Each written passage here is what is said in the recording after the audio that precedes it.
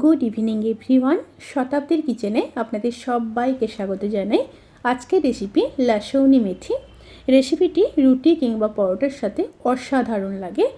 বানানো ভীষণই সহজ আর খেতে ভীষণই টেস্টি হয়। খুব সামান্য উপকরণ দিয়ে রেসিপিটি হয়ে যায়। তাহলে চলুন শুরু করা যাক আজকের এই সহজ এবং সুস্বাদু রেসিপি। মেথি শাকের এই রেসিপির জন্য ফ্রেশ 11টি মেথি শাক নিয়ে নিয়েছি। মেথি শাকগুলোকে ভালোভাবে ধুয়ে কেটে নেব। এই রেসিপির ক্ষেত্রে শুধু শাকগুলোই ব্যবহার করা হবে, ডাঁটাগুলো কিন্তু ফেলে দেওয়া হবে। এইভাবে কেটে নিতে হবে। এই ডাঁটাটা কিন্তু ফেলে দিতে হবে। আরও একটা দেখিয়ে দিচ্ছি। এইভাবে শুধু পাতাগুলো নিয়ে নেবেন। প্রথমে চিনেবাদামগুলোকে ভেজে নেব।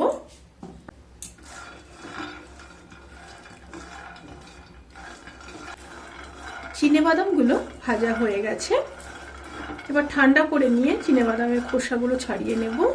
আর এখানে চিনেবাদাম আছে 50 গ্রাম। এবার তিলগুলোকেও ভেজে নেব। এখানে তিল আছে 4 চামচ। ভাজার সময় অতি অবশ্যই স্টিমটাকে লো টু মিডিয়ামে রাখবেন। হাই স্টিমে কিন্তু ভাজবেন না, তাতে করে খুব তাড়াতাড়ি পুড়ে যাবে। তিল আর চিনেবাদাম ভালোভাবে ভেজে নিয়ে ঠান্ডা করে নিয়ে তারপর পেস্ট করে নেব। তিলটাও ভাজা হয়ে গেছে, দেখুন কালার চেঞ্জ হয়ে গেছে। এবার নামিয়ে নেব। এবার প্যানের মধ্যে খুব সামান্য সর্ষের তেল দিয়ে দেব। তেলটা গরম হয়ে আসা পর্যন্ত অপেক্ষা করব। তেলটা গরম হয়ে গেছে। এবার 6-7 কোয়া রসুন দিয়ে দিলাম। রসুনগুলোকে হালকা ভেজে নেব। রসুনগুলো যখন ভাজা হয়ে যাবে তখন শাকগুলোকে দিয়ে দেব।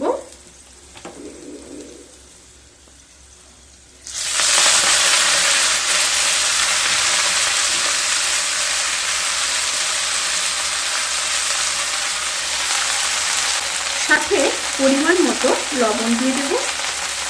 এবার শাকগুলোকে ভালোভাবে মিশিয়ে নেব।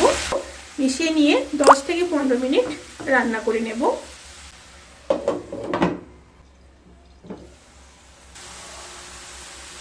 শাকটা থেকে বেশ অনেকটাই জল ছেড়ে দিয়েছে। এই জলটাকে ভালোভাবে শুকিয়ে নেব। শাকটাও খুব ভালোভাবে সেদ্ধ হয়ে গেছে। শাকগুলো খুব ভালোভাবে সেদ্ধ হয়ে গেছে। এবার শাকগুলোকে নামিয়ে নেব। এবার প্যানের মধ্যে আবারও কিছুটা সর্ষের তেল দিয়ে দিলাম। সাথে দিয়ে দেব একটা শুকনো লঙ্কা, 1/2 চামচ গোটা জিরে। এবার দিয়ে দেব 1 চামচ কুচিয়ে রাখা রসুন, 1 চামচ আদা দিয়ে একটু নেড়ে নেব। হালকা ভাজা হয়ে গেলে এবার দিয়ে দেব 2টো বড় সাইজের কেটে রাখা পেঁয়াজ। পেঁয়াজ আদা রসুনকে খুব ভালোভাবে ভেজে নেব। পেঁয়াজ আদা রসুন ভালোভাবে ভেজে নিয়ে তারপর ফিরে আসছি।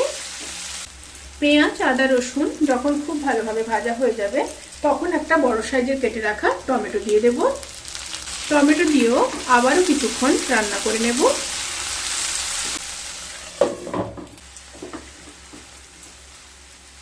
এবার দিয়ে দেব হলুদ গুঁড়ো 1/2 চামচ, জিরের গুঁড়ো 1/2 চামচ, লঙ্কার গুঁড়ো 1/2 চামচ, আর দিয়ে দেব গরম মশলা 1/2 চামচ। সাথে অল্প জল দিয়ে দেব। অল্প জল দিয়ে মশলাগুলোকে খুব ভালোভাবে কষিয়ে নেব।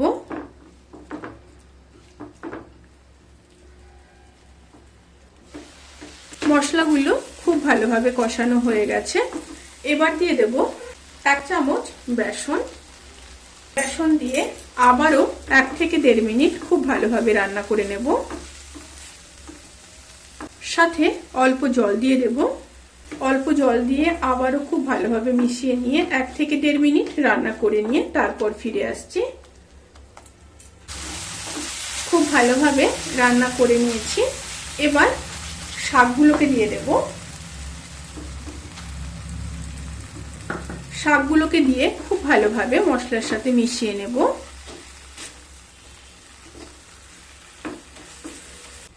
শাকগুলোকে মশলার সাথে মিশিয়ে নিয়ে এবার পেস্ট করে রাখা তিল ও চিনেবাদাম বাটা দিয়ে দেব।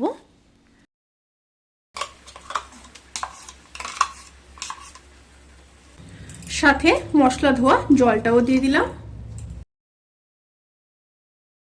দিয়ে খুব ভালোভাবে আবারও মিশিয়ে নেব। মিশিয়ে নিয়ে আবারও 2 থেকে 3 মিনিট রান্না করে নেব। রসুনি মেথি কিন্তু সার্ভ করার জন্য একদম রেডি। এবার গ্যাসের ফ্লেমটাকে অফ করে দেব। অফ করে ঢাকা দিয়ে 10 থেকে 15 মিনিট স্ট্যান্ডিং টাইমে রেখে তারপর সার্ভ করব। রেসিপিটি কেমন লাগলো প্লিজ কমেন্ট করে জানাতে কিন্তু ভুলবেন না। যদি ভালো লেগে থাকে তাহলে সাবস্ক্রাইব করে পাশে থাকা বেল আইকন প্রেস করে নোটিফিকেশান অল করে রাখবেন। তাতে করে আমি যত রেসিপি দেব সমস্ত লিঙ্ক আপনাদের কাছে পৌঁছে যাবে। আপনারা সবাই ভালো থাকবেন, সুস্থ থাকবেন, সাবধানে থাকবেন। আজকের মতো এই পর্যন্ত। পরের ভিডিওর জন্য অপেক্ষা করুন। টাটা।